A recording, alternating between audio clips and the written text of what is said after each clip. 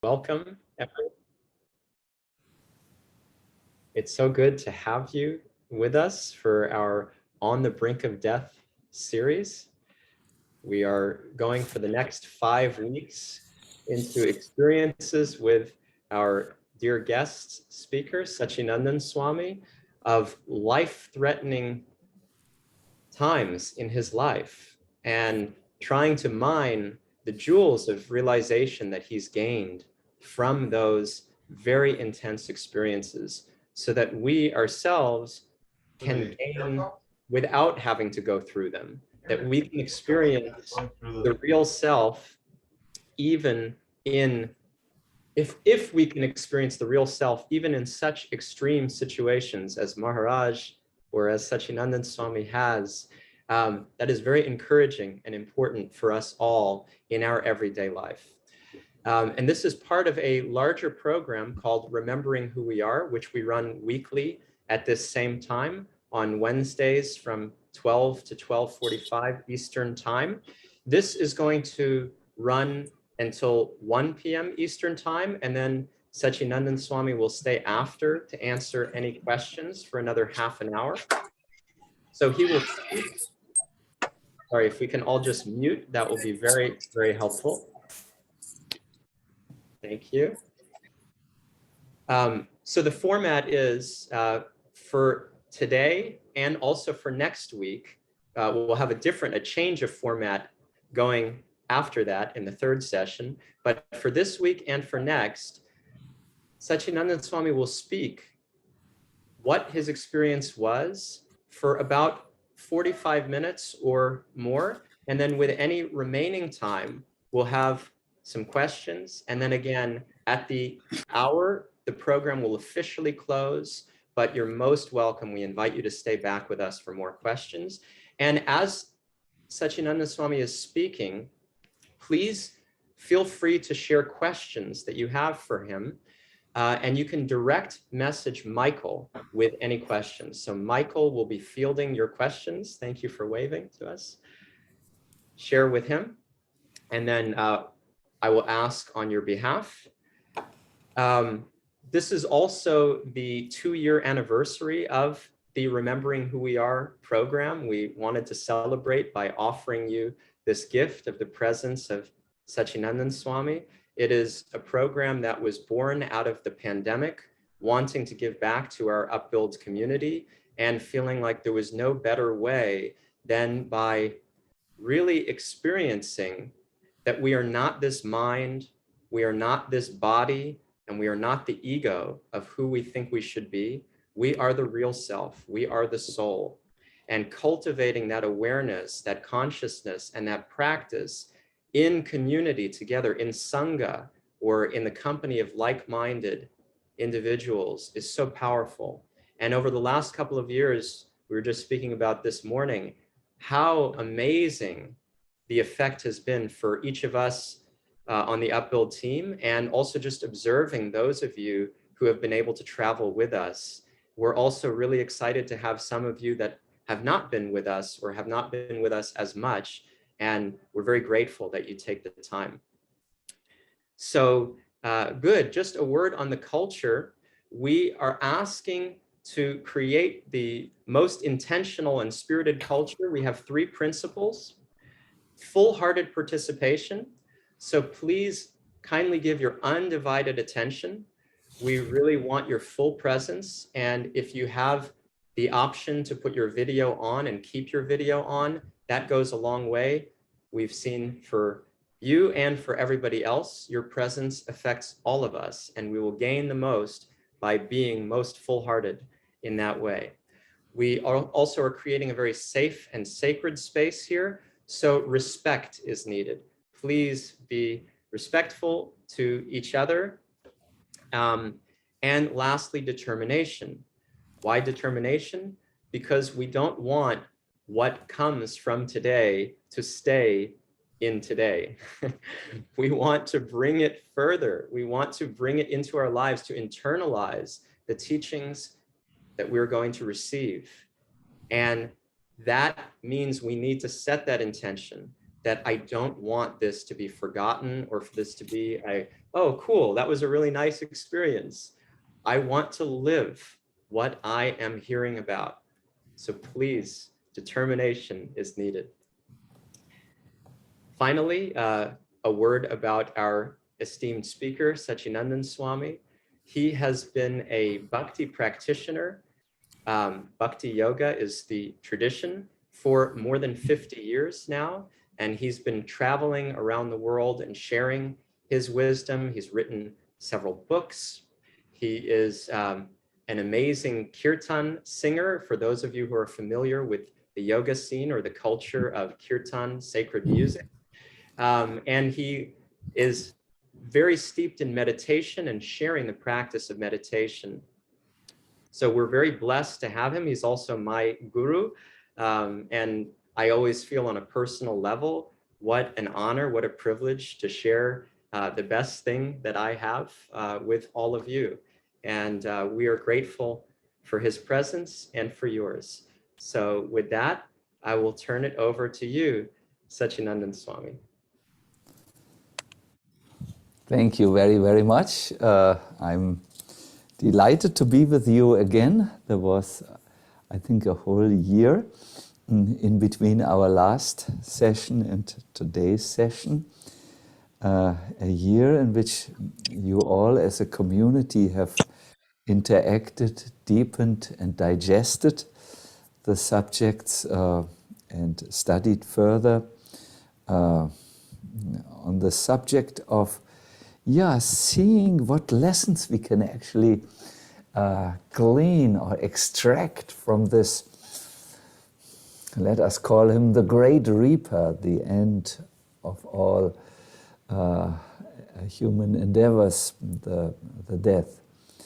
Yes, so I'm aware that I'm entering a community that has engaged with the subject, that has extracted lessons and that has grown together. And this is my favorite audience, really. Intentional communities that move forward together and grow together. I would like to share with you today, I believe it's one of the most dramatic events in my rich life of travel, rich in experiences.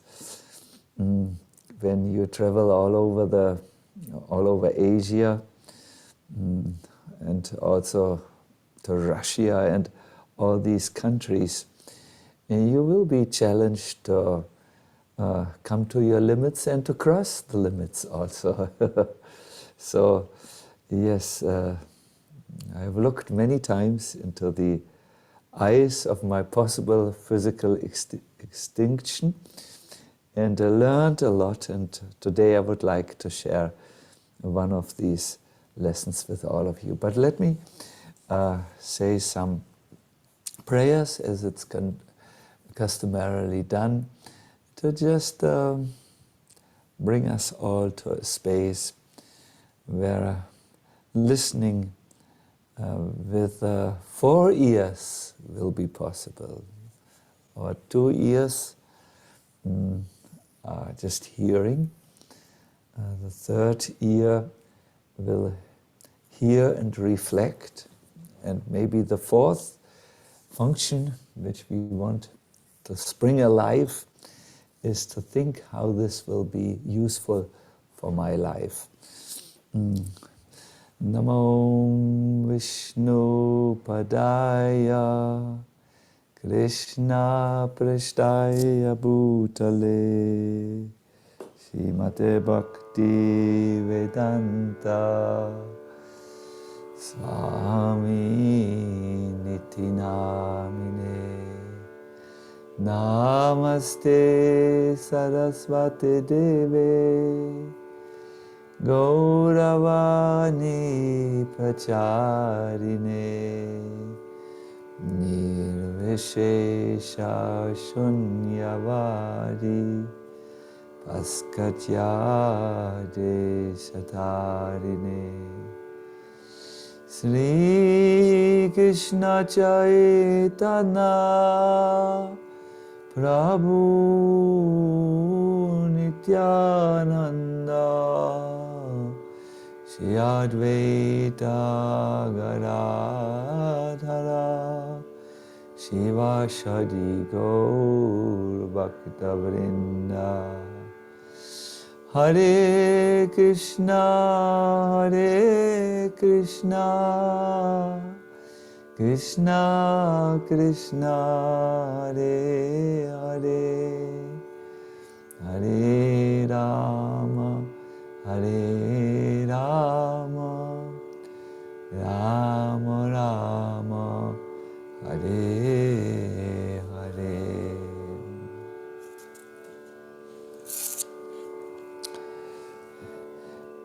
It was the year 1976. A beautiful time had come to the end.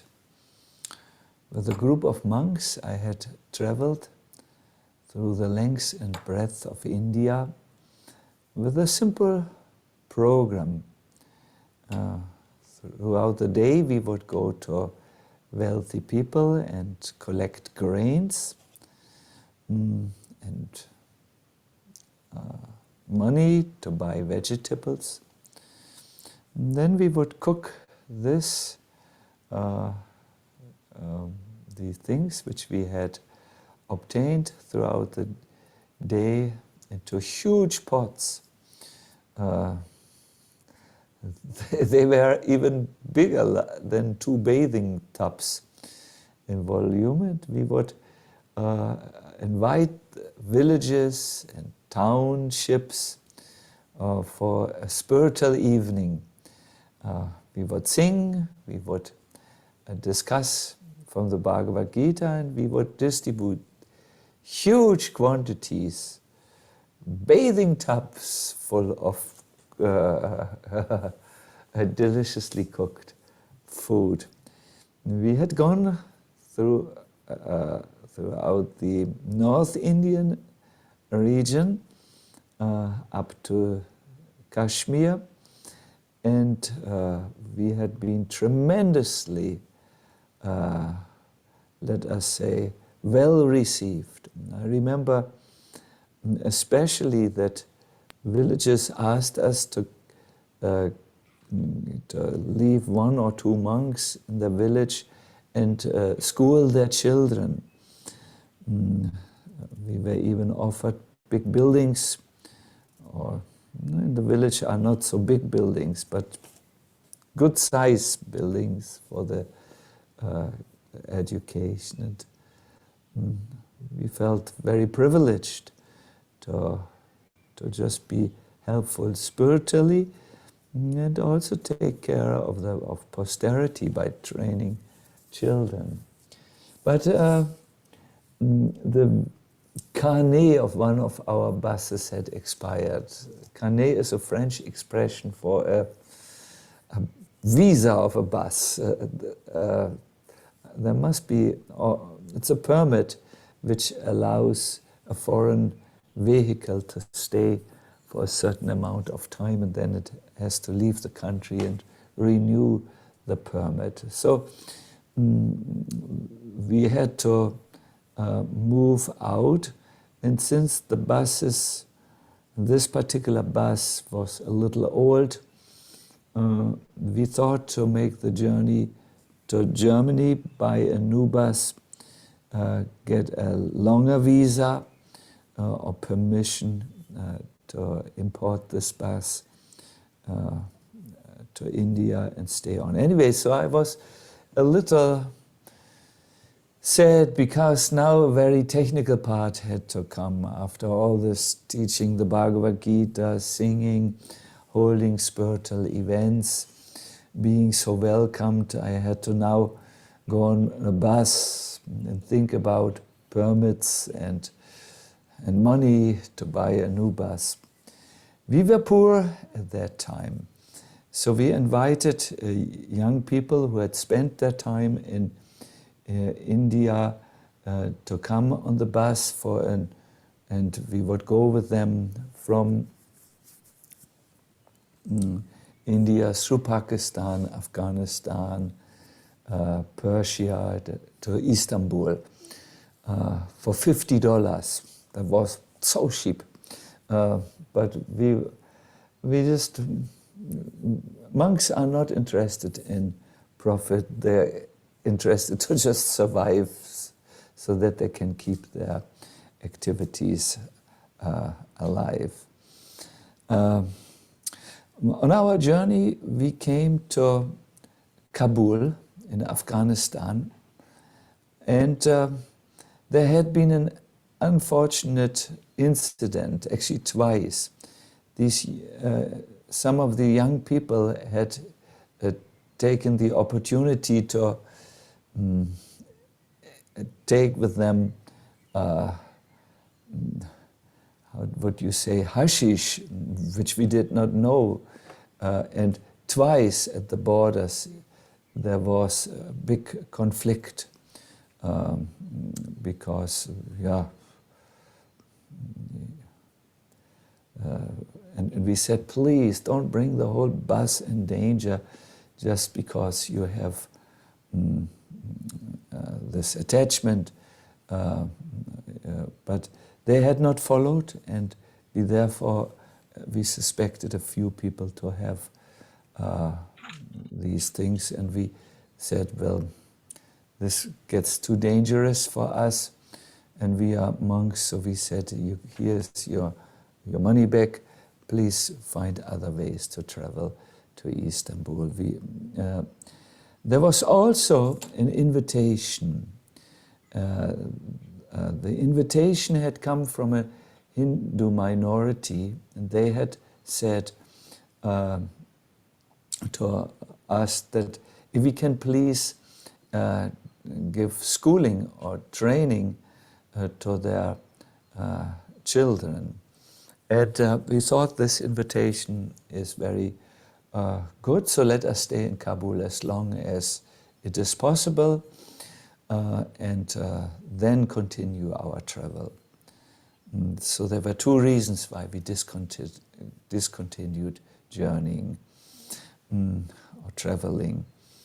I remember when I first saw the school which we were given, I was very, very happy. It was a very ancient building.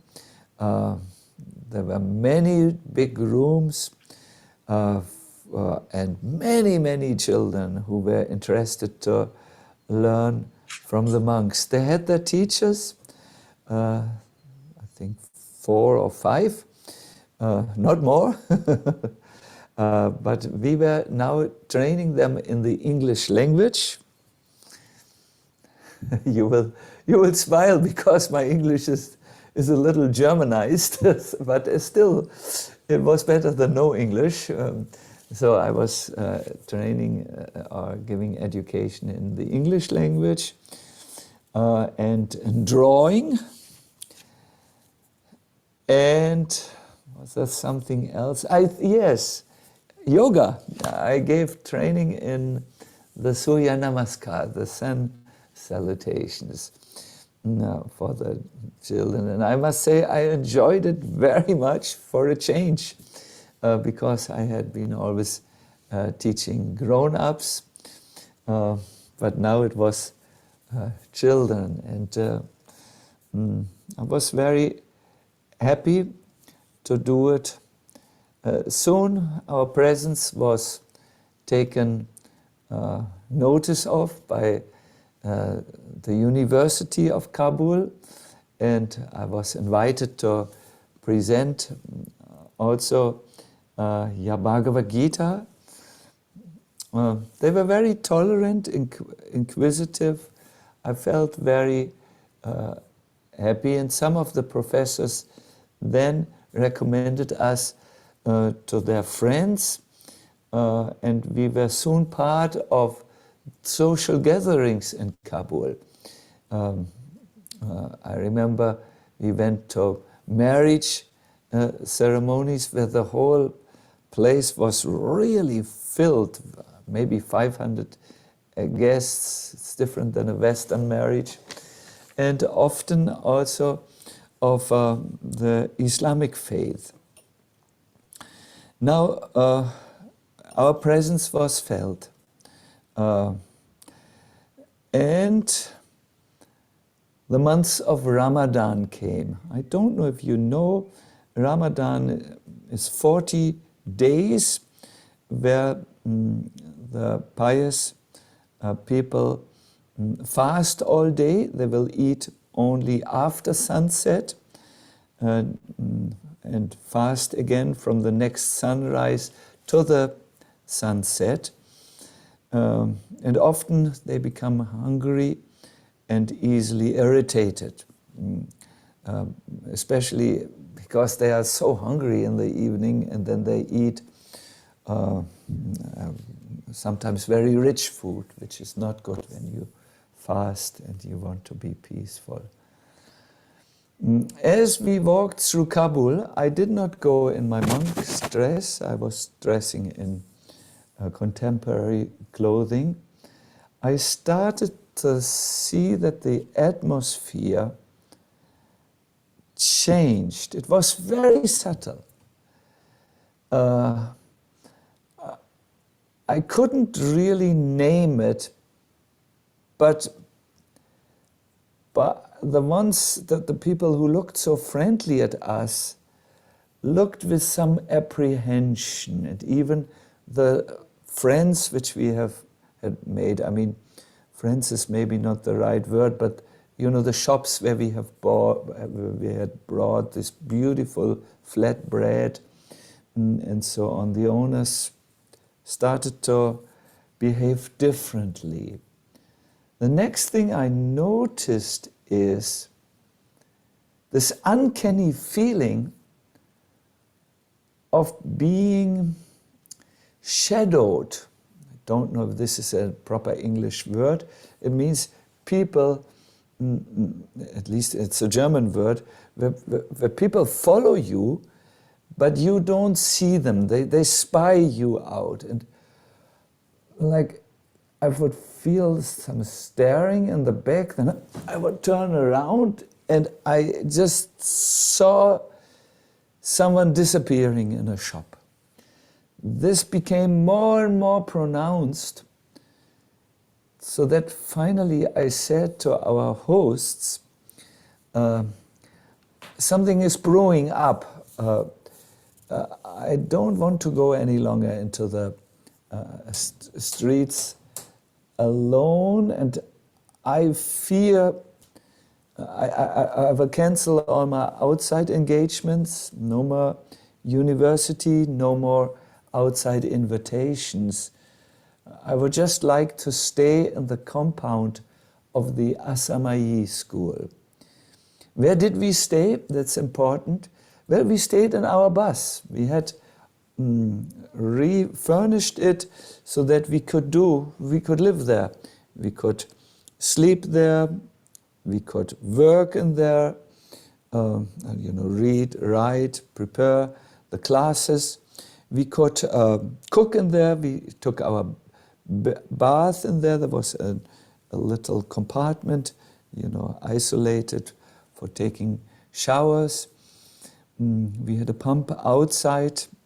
The bus was parked behind the school, and we lived there, and all day we were in the school.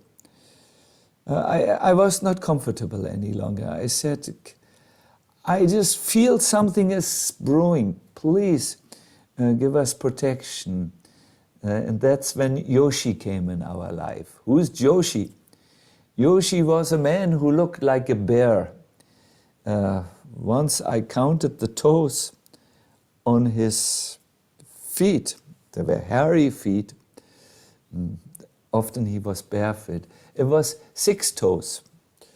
I think the other foot, there were more even, but I felt it was indecent to count toes.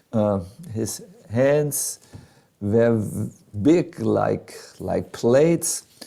His hair was hairy. He could not really communicate in any language. He just communicated through sounds like and but he loved us because we fed him. Whenever we cooked, we brought a portion out for Yoshi. And soon Yoshi felt at home with us.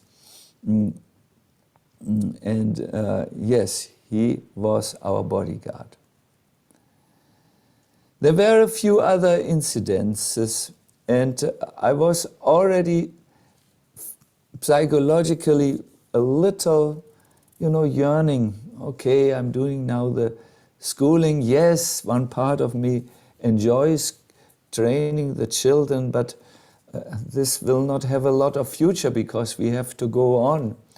And I see my real duty or dharma is to be a traveling monk and communicate spiritual wisdom and not the English language, which is anyways not my first language. So, and I felt yearning, hankering for the friendly atmosphere of India, where I was dressed, where I would go around as a monk, and where I was welcomed everywhere. So one day, a friend from Germany came through.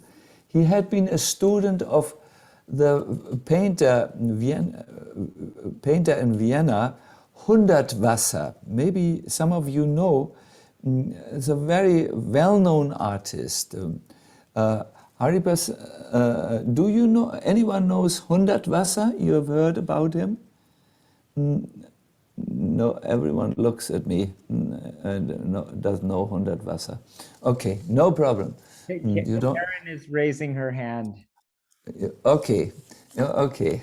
So, yes, very avant-gardistic, but very, very well respected Hundertwasser. Not as famous as Salvatore Dali, but almost. He's coming in that liga. So, yes, so, and I asked this friend, I just feel it through every pore of my body. Danger is seeping into this peaceful, paradisical idyll. People feel maybe we are intrusive, maybe they feel that we are not respecting their tradition, where they fast now the whole day. Maybe the old rift between different religions is becoming wider. I feel something is coming. A storm is brewing up. Can you do me one favor? Can you paint a picture of Nrsingadev, the god of protection? Can you? And I will use it for my little bus altar, and I will pray to be protected, have divine protection. So he stayed just as long as he needed to make a sketch, a beautiful sketch, beautiful, majestic sketch of Nrsingadev. And then he also felt, Kabul is not safe for me, and he proceeded to India. Then the morning came. I was doing what I do in the morning. There was a latrine, they call it in these Asiatic countries, an open air toilet where you go. It's just partitioned off by good cloth fabric, but it's very, very simple, and there's a big hole, and you sit there and you wait until the human product comes, and then you clean yourself and you move out as quick as you can. So I was just there, doing what one does on a toilet, and all of a sudden I noted, by looking through that empty space, you know, where the door is, and there is a little empty space between the floor or the ground and the cloth door, and then I saw them. I knew my assassins had come. I saw the shoes, they were moving there, and they started to call, come out, or not even out, come, or even out, something. And I knew fast action is required. In this moment, I will request my female audience to fasten their seatbelt. I will express what comes now in the most decent language I'm familiar with. I knew they were expecting I will use water, like it is done in Asiatic countries, and then put the dress on again, but I didn't do it.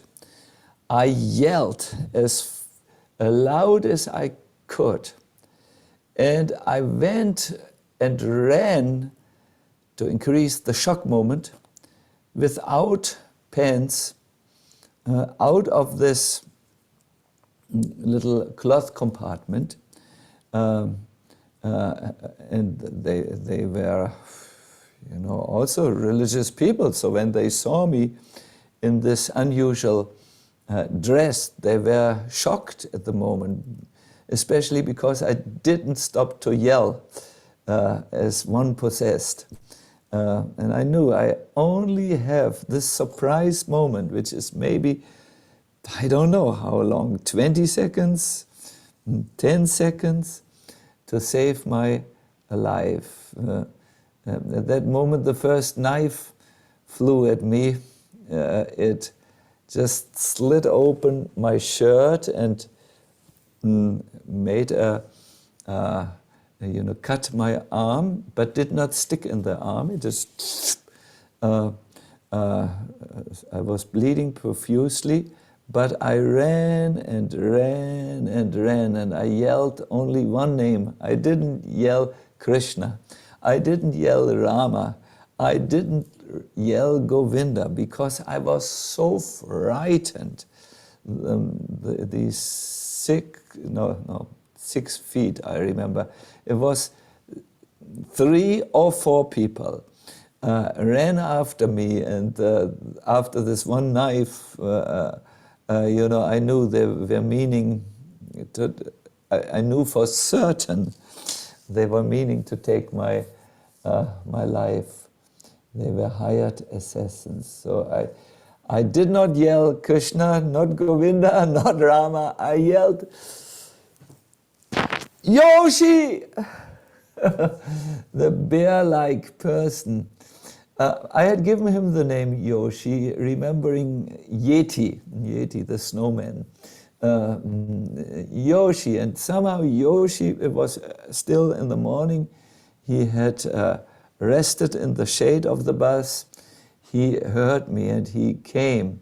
He immediately understood what was going on and ran in my direction. He was also irritated to see me in this unusual outfit, or let us say lack of outfit. He ran towards the assassins, and my dear everyone, it was the most terrible fight I have ever seen. I will say half seen, because it was so terrible. I did not want to look at it, to not have these impressions. But what I could see is that in this short moment of looking, that Yoshi could stop all these 3 or 4 people, and he was encircled by them. He took one person down, then the second person he took down. Then I saw a lot of blood and loud sounds coming from Yoshi, because he was getting the knives which were meant for me. But he did not stop fighting. I ran into the bus, I closed the bus. There were 3 other monks with me, and we just went to the altar and prayed. And after half an hour or so, one never knows how long these things does, I looked out and I saw Yoshi on the ground, and a big pool of blood around him, but all the assassins had left. There was a lot of blood and cloth. It was really not at all nice to see this. So we rushed out to see if we could save Yoshi. He started to faint in my arms. It was terrible to see that, because he was someone who had really sacrificed themselves for me, and I rubbed his heart and said, Yoshi, come on, don't leave, don't go. But he became almost lifeless to my eyes. We quickly sent one of the other teachers who had come by now, the indigenous local teacher, to get help for Yoshi. And he was brought into the hospital, and I used to visit him. I remember he was silent, he was really, but somehow, because I just cried so much, I don't know if it was because, but I was with him. There was no relatives. Yoshi did not have relatives who would acknowledge him as their son or brother or anything. By the power of prayer, I can only say it like this.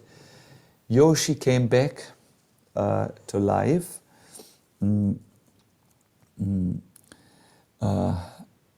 I must admit, when he was back to life, I sent him to the... I called our host and said, you must take care of Yoshi. He saved our life. But I only had one thought in mind. They will come again. And this time there will be no Yoshi. We must leave as soon as humanly possible. So I stayed only 2 days on to make sure Yoshi was alive, and to arrange that he would be nursed by our host. And I did hear half a year later from someone who came through, whom I had through Kabul, whom I had asked, please inquire about Yoshi, that Yoshi lives, and he sometimes says, he doesn't speak, you know,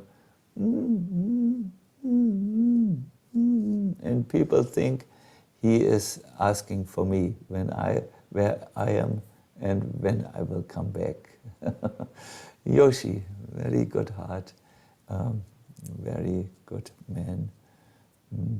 Our paths have crossed, but our paths have also separated.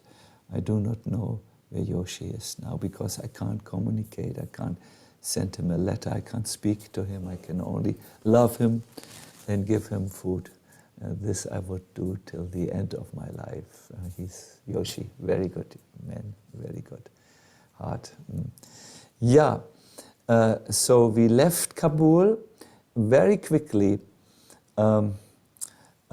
but really I knew I was the one they were after, not Yoshi, and I would not have survived this knife fight. I have no experience how to, I can't imagine to take a weapon and attack someone, and without a weapon, how can you defend yourself against trained assassins? It's not possible. So it did a lot to my own life.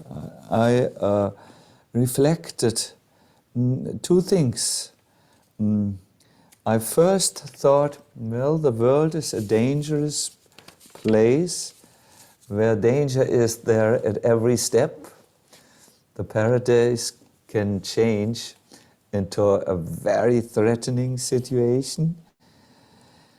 And I also thought again about the proper or wise engagement with death. It's, as we say in English, as sure as death, or so sicher wie der Tod. But strangely, and this will come, I don't think as an entire surprise, but it will be a little surprising. Strangely, death, or this was the threat of death, can act as our best friend. It can rip to shreds the illusions with which we surround ourselves. It can lead us to think about what really is essential in my life.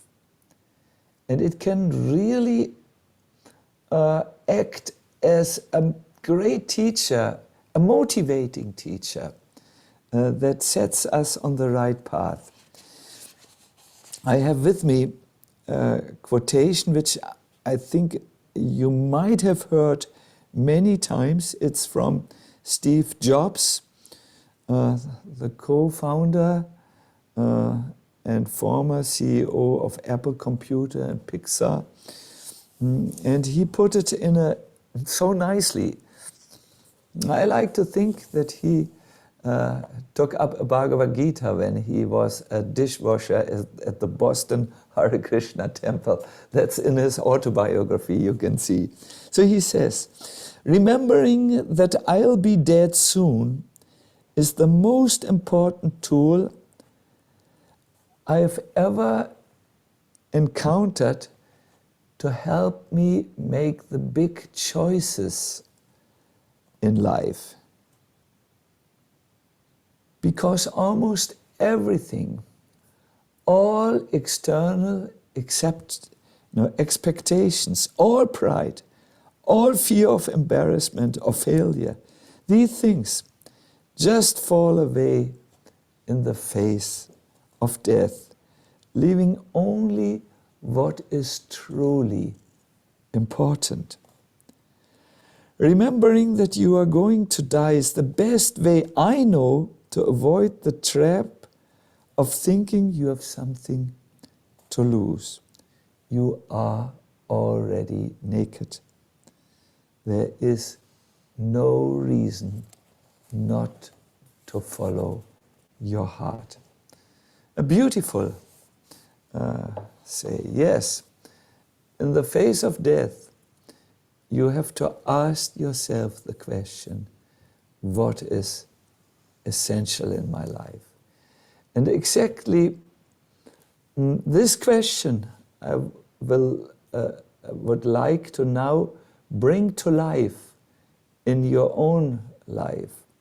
I'm sure that in the following meditation, you will be able to discover essential things, and that will make you extremely inspired. If all of us could just find what is essential and stay connected with it, our life will be very, very wonderful. So I will lead you in a brief meditation. I will ask you to sit straight, find a comfortable sitting position. Maybe wiggle your body a little bit like me.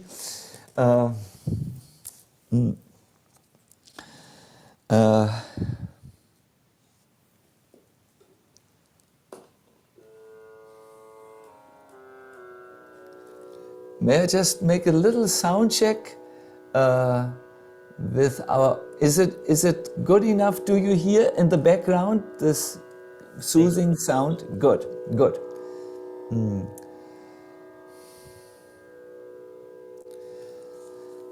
I request you to center yourself. Kindly close your eyes and bring your attention to your feet. Slowly move your attention up to your knees, your sitting bones, and relax. Move your attention to your lower back,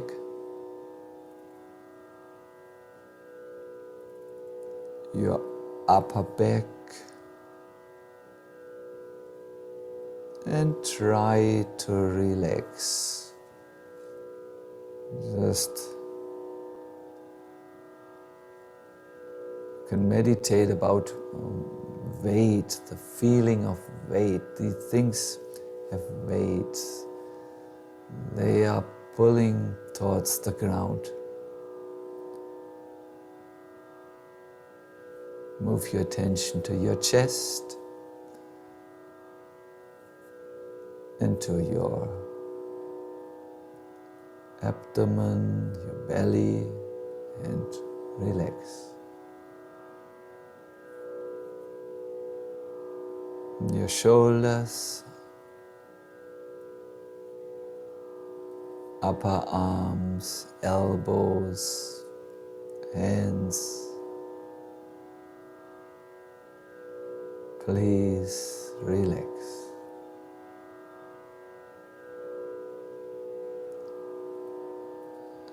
Some of us have very tense shoulders. Please try to relax them a little bit more. Let them just sink towards the ground.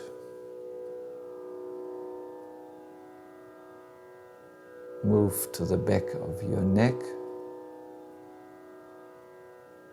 the back of your head, the top of your head. Relax.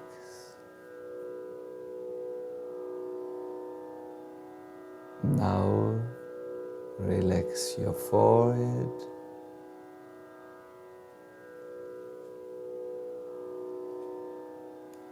your eyes who are in their sockets,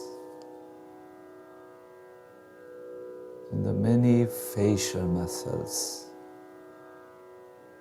Relax them all.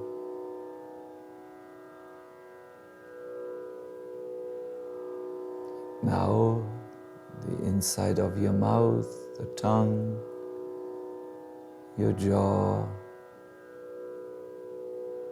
Relax.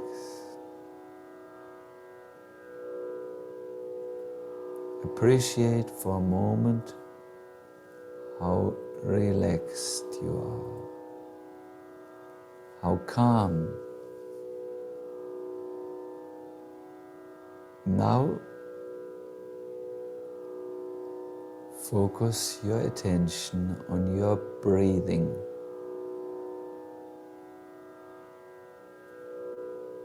Try to have long, gentle and smooth breaths. As you inhale and exhale, lengthen your breathing.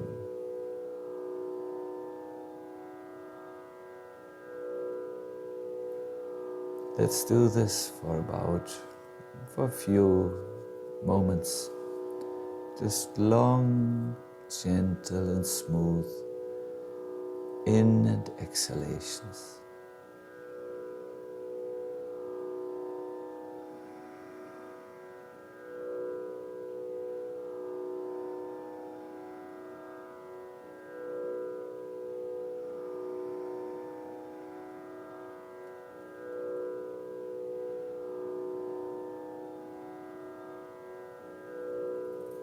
Now, move forward in your imagination in time. 10 years from now.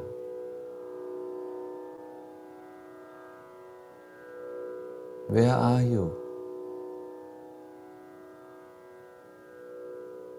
How is your health?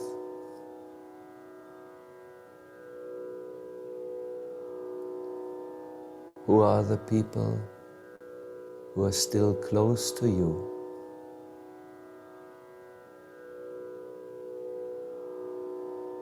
And is there anything that you are not doing but which would be good if you do it?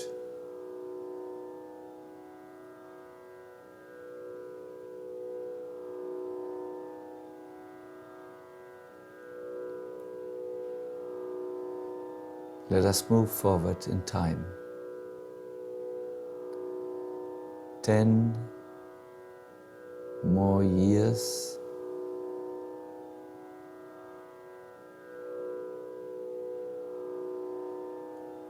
How is your health? How do you look?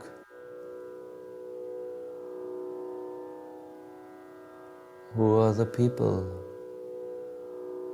who are close to you?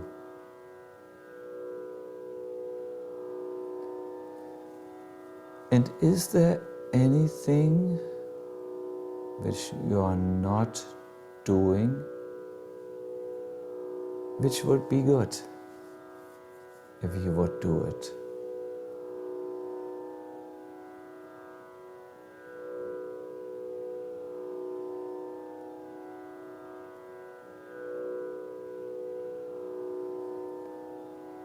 We are now moving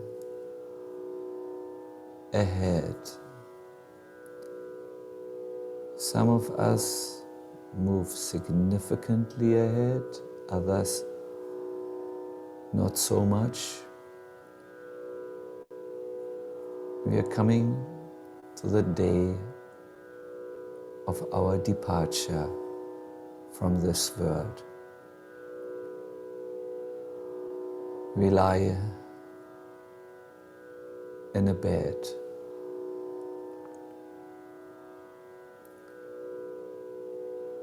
We know this is the day of our physical death. We are not particularly in panic about it.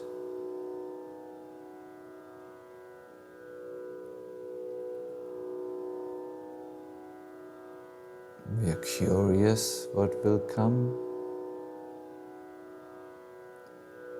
But because we are weak, so weak, we are not very excited.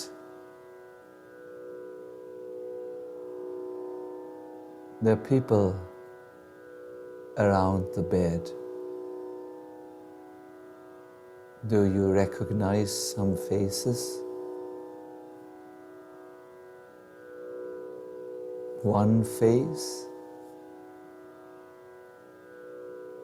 No one? Ask yourself the question, what is it that I have not done, but that would be good for me if I would have done it?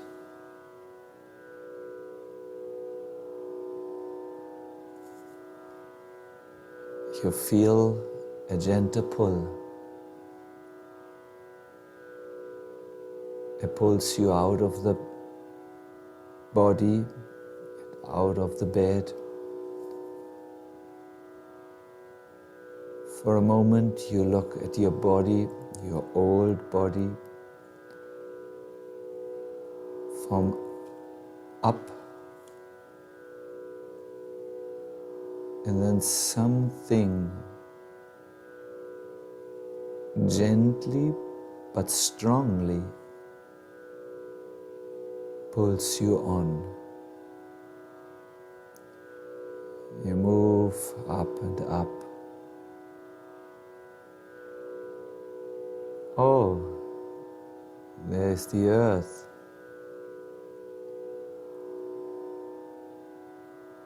You see the earth almost like the astronauts. Move on. And then there is a voice. It's not yet time for you to go. You may return. And somehow or other, you're returning. The body, your body, becomes your residence again. You open the eyes.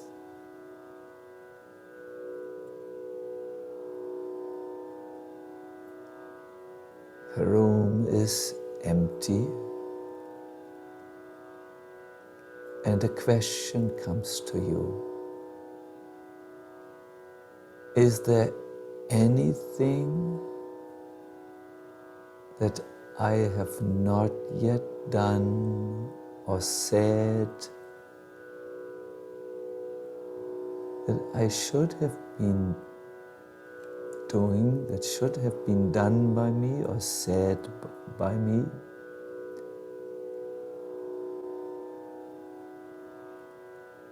And if you feel inspired, please take the answer with me, with you. Keep it. We will do a few breaths now, deep breaths, gentle breaths.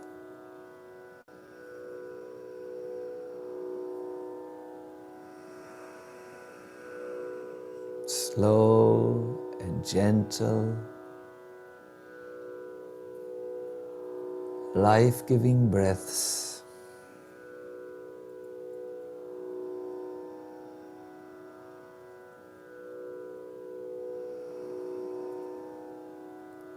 When you are ready, you may open your eyes.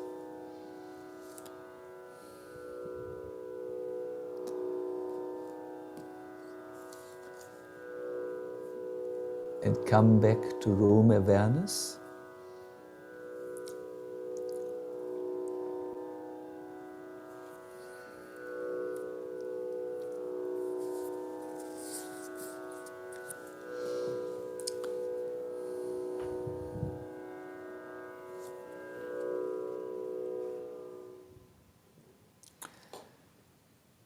I thank you very much. Maybe you have experienced what many people report, that when they are face to face with death, their own death, what is important shines out, it shines forth, it comes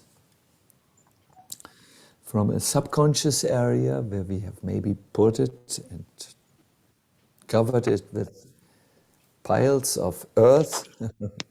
It comes forward and it is there. It should be something which is inspiring when it comes. then it is something where you feel, yes, yes, this is a good inspiration. And you yeah, please do work towards it or move towards fulfilling that essential thing which remains with you even when you stand before death, which makes everything so irrelevant, or everything is gone, so to say. Yes, I thank you very, very much. I would love to end this meditation with reading to you something from the Bhagavad Gita.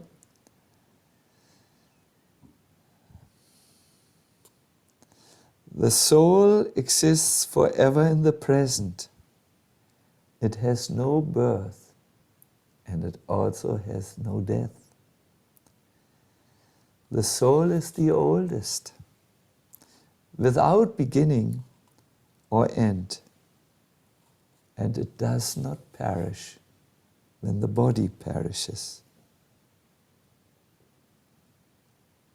A person exchanges old clothes for new, so the soul abandons old bodies to enter new ones.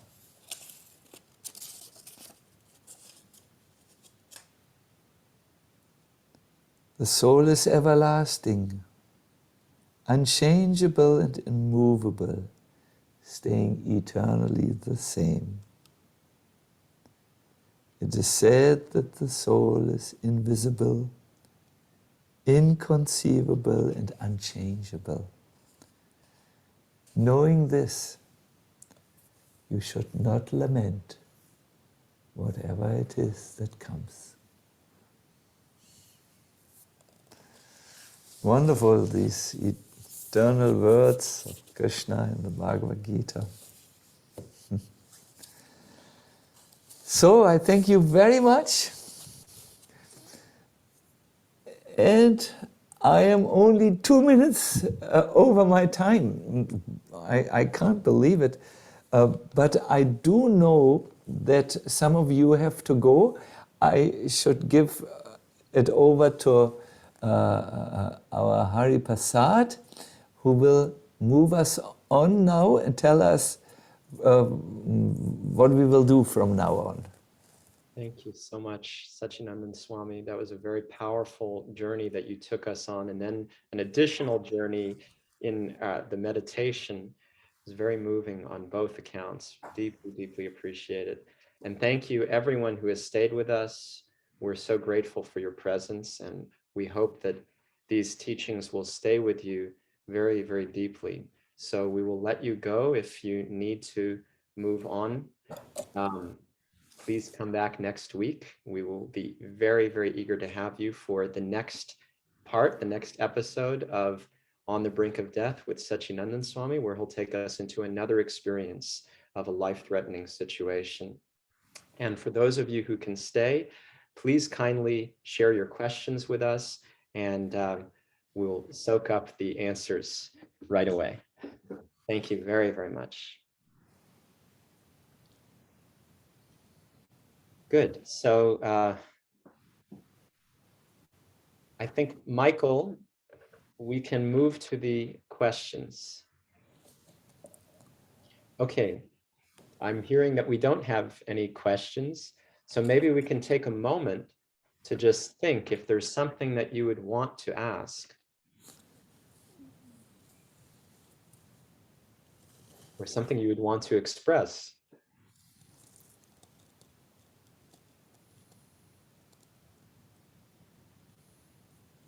Okay, I am hearing from Scott. How did Yoshi's near death inform your sense of your own self? How did you react, and how did it impact your own sense of self, seeing him near death? Actually, I'm sorry. How did it impact your own sense of your own death to see him near his? Yeah, Okay, yeah. thank you. Thank you. Thank you, Scott. Scott, I can only say that, when this person was in my arms, covered with blood, and I saw he was leaving, he was coming into a coma.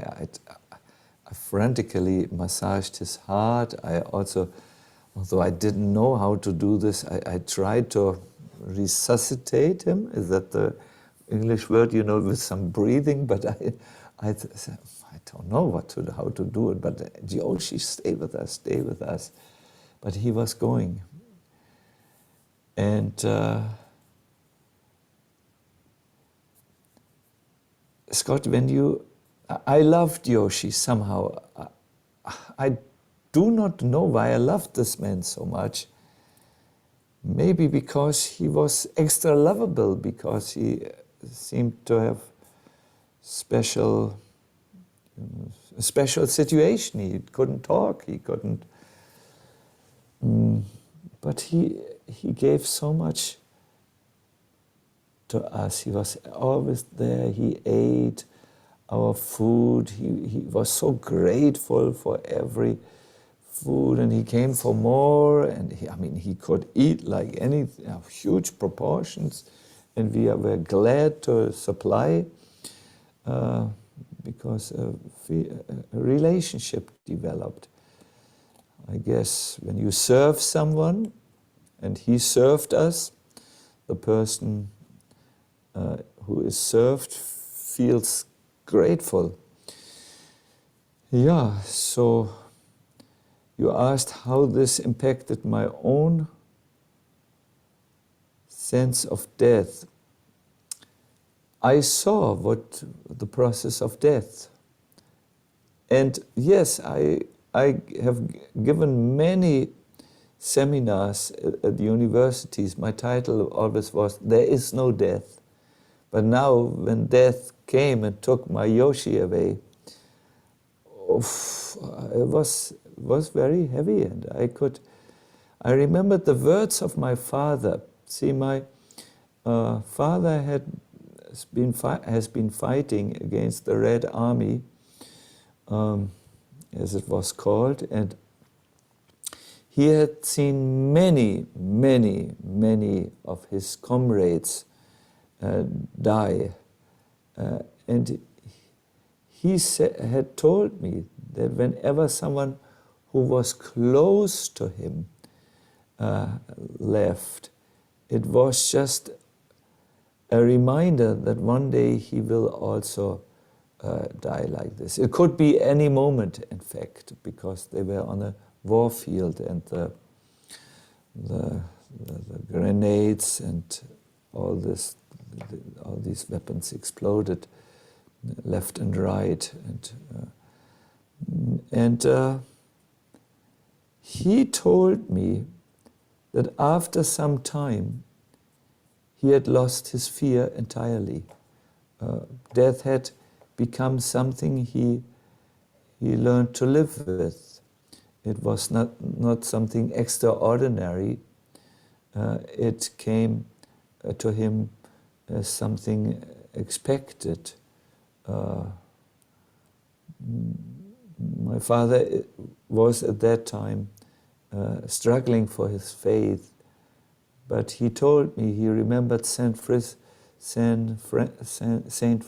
of Assisi, who said, was it brother death? Or he calls her sister death.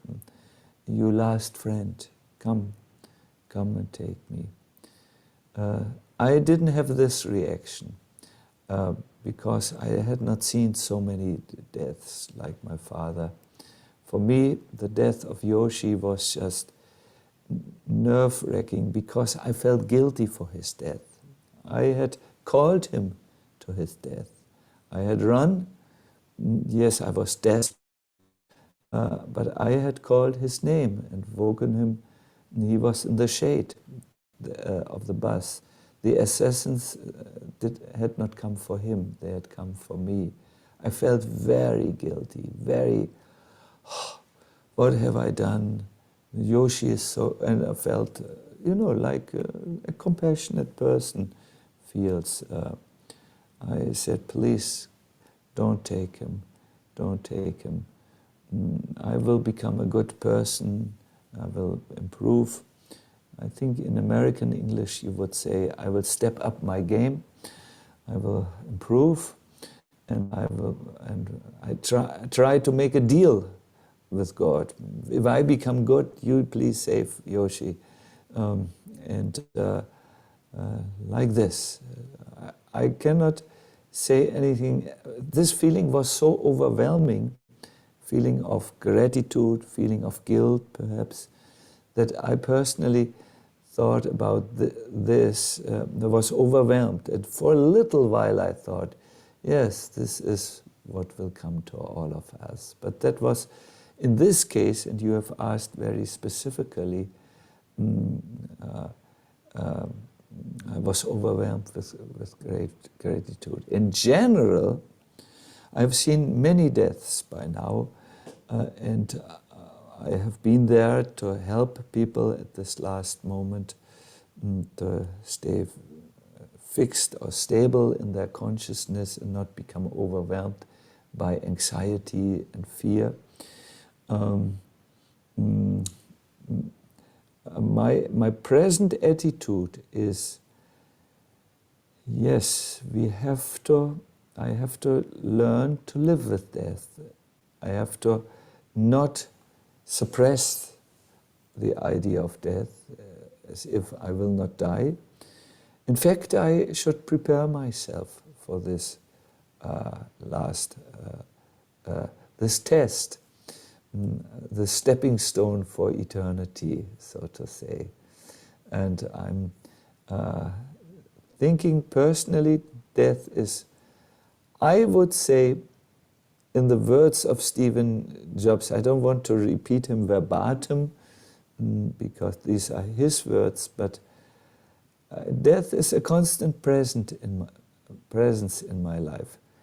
It also, in my astrology, in my horoscope, it says that I'm a person who is healthily thinking about death a lot, and I find death, Scott, so inspiring to really focus on what is essential, because, Scott, everything, just imagine this word, everything, that's a pretty inclusive word, which we do here in this world, will stay. We really have to leave it. We cannot take anything with us, except for these spiritual treasures, how far is our consciousness, and also ethical values. Were we good? Were we only selfish? Or were we also caring for others? And this is a question by which we will also be, which is also important. How much we were there for others who needed us. But yes, spiritual treasures. Thank you. Thank you, Scott. And Scott, have we met? Your name and your face looks familiar, but it's so much in the distance now that you're nodding. Yes, I was with you a year ago when the first time you came as a guest, and I'm glad to see you again. Thank you. Thank you. Yes, yes. Good. Fine. Good. Anyone else? Or Yeah, we have another question from an anonymous person. So when most in fear, you called out for Yoshi instead of Krishna or God. I also fear forgetting to call out to the Lord when I need him most. How did you feel after that moment?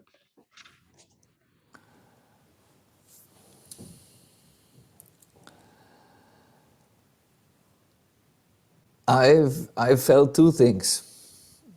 A little bit more training is required in my spiritual life. But then I also didn't feel so bad as if I would have failed an examination. There is a statement in a work called, I know the author, Vishwanath Chakravarti Thakur. I think, anyways, it's a very, very, let me say, not so often read work. But there it said, when a person in a time when he's overwhelmed by shock and fear calls out for help and does not think of the Lord, the Lord will say, okay. There is once there was a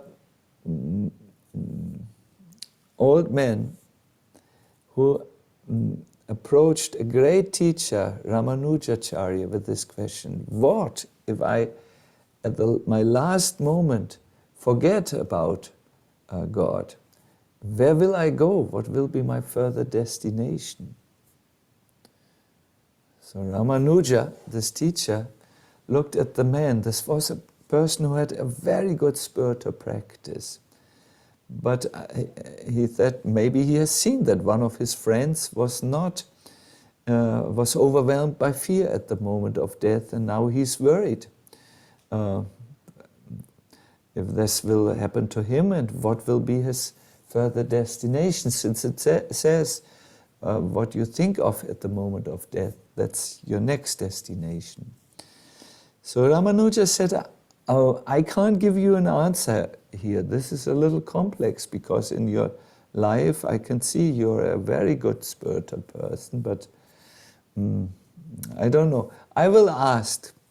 So when he went into the temple and he came before the altar, he said, please, my Lord, hear my question. I have been asked what will be the destination of someone who is a good practitioner, good person, but who's overwhelmed by fear and calls out all kinds of things. What is the destination of someone who cannot think of you at the moment of death, but who tries to think of you regularly? And Ramanuja, great soul, great advanced person, he heard an answer from the altar. And the answer said, if my devotee should forget me at the moment of death, I will think of him. I will remember him. I won't forget him. So that is, in bhakti, there is always this understanding that the Lord is not like a policeman, who just waits until you make a mistake and then he can fine you. I mean, I'm not saying every policeman is like this, but maybe a better example is my friend's driving teacher. He just waited until he made a mistake at the final examination, and when he made a mistake, the teacher became very happy and said, all over again, you have failed. This is not in the heart of God, this mentality. Thank you very much. This question is from Viji. What did your near-death clarify as most important for you at that time in your life? What did it clarify for you as most important? Yes, when I had this near-death experience in Waldkirchen, 1 week ago I passed the hospital in a car, and I was down in South Germany, and I looked up the hill and thought, yes, there it is. where I had my near-death experience. It was really overwhelming. The first thing I would say, it really was tearing the thin shred of illusions to pieces. Oh, that was so, I could see, oh no, I'm thinking this is so real, this life, this, and I'm so worried about what happens. Not worried, but I'm so engaged in this. But really, this is only a brief moment in eternity, and I should not I should not cling to it. Or clinging I don't do as a monk, but taking it serious, that I do like every one of you. I have my regular responsibilities and still now I don't become so easily upset any longer. I rarely am upset. Those who live with me can tell you I'm mostly happy. I never thought this possible for me, but it is. I'm content. I'm even under stress. These 3 days have been, the last 3 days have been very stressful. I had only time 3 hours for sleeping each day, but I don't take it so serious. I think I will try to have a good night's sleep because I've almost completed everything except for the packing that I have to still do, and then I can peacefully rest. You don't take it so serious when you see behind the screen, which keeps us so busy with its projections, which are often projections of our own mind only. When you look behind the screen, there is no town, there is no monster.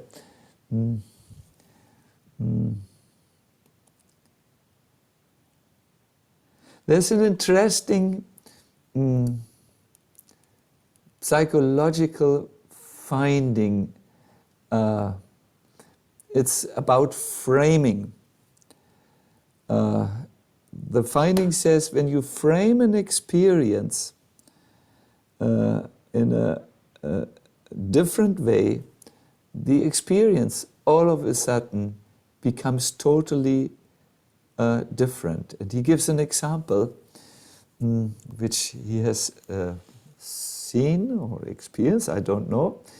And he said, imagine a man looks at a horror movie and it comes to a part which is very frightful, which is very, very, very scary. The music already starts in a certain way, and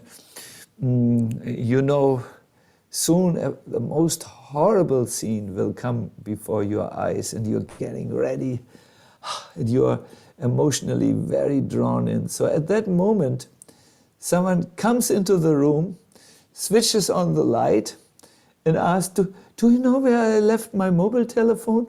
And what? You come out, a mobile telephone, what mobile telephone? And zack, you are out of the scene. You're no longer intensely attached. After all, it's only a small spot in the room. There's flowers are around you. It's safe. It's a nice sofa on which you sit. There's a glass of orange juice before you. And you look at this movie and you say, this was really a cheap movie. This is really very bad. Why do I look at such cheap movies? Better I don't look, and you say, yes, what was a mobile telephone? I don't need to see this. And you switch off the movie and you help your friend to find his mobile telephone, Framing, you have reframed the thing. You have put another perspective all together around it. You're not drawn in it so much. So this happens when you engage in when you reflect about a near-death experience. You actually become more detached from your reality. A healthy detachment. Yes. Thank you.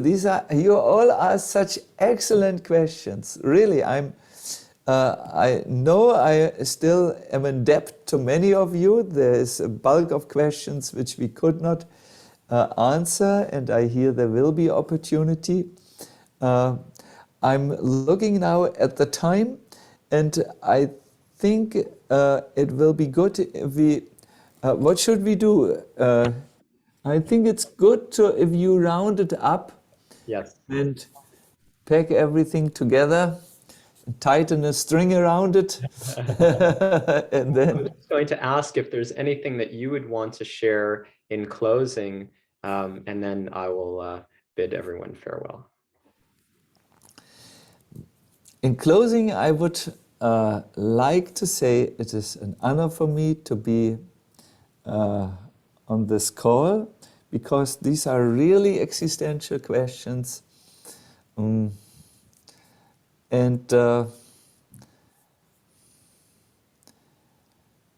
I think this question, this subject will help us to lose fear, because all fears and insecurities which we experience come from this one fear, the fear of ultimate and final extinction or death.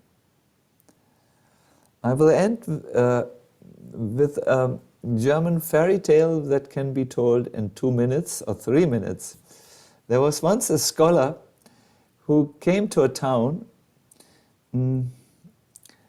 Before he entered the town, he saw a person in a black cloak leaning against the wall.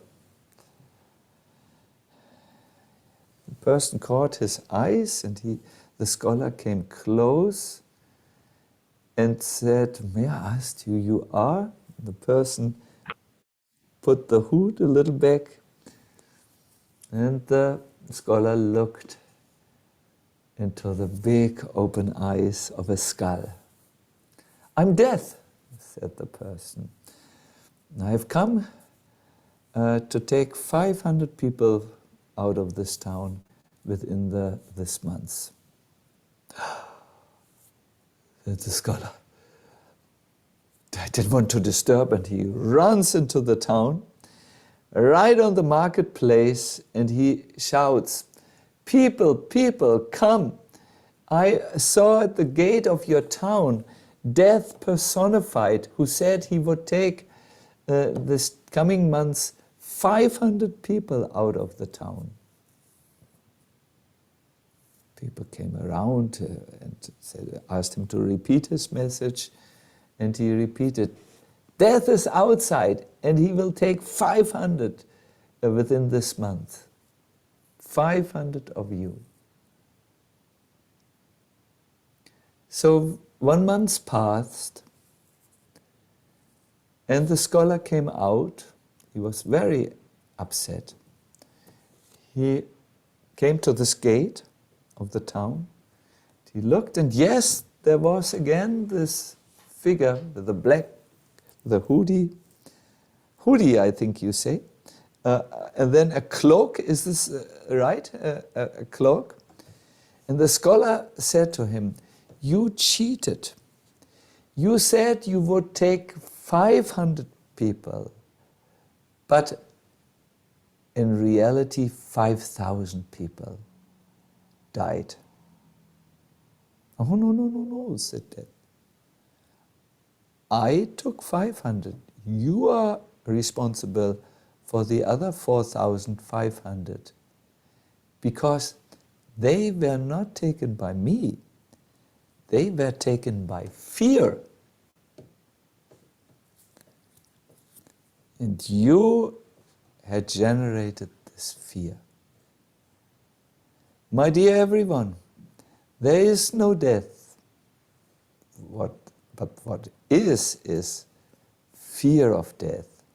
And that is very, very substantial. That really puts a lot, that's the cause of all our anxieties, our small and big neuroses, our insecurities, etc. If we are eternal, then what is there to worry? This is just a small episode, like a small TV program, 45 minutes, finished. Good, that is my final remark. Thank you very much. So I will over to you, Hari Prasad. Beautiful, beautiful way to conclude. Thank you so much for being with us, Sacinandana Swami. Thank you everyone for showing up full-heartedly. And we really can't wait to be back next week for more. We'll get into the next experience on the brink of death with our Swami. All the best, have a wonderful week, and keep this with you.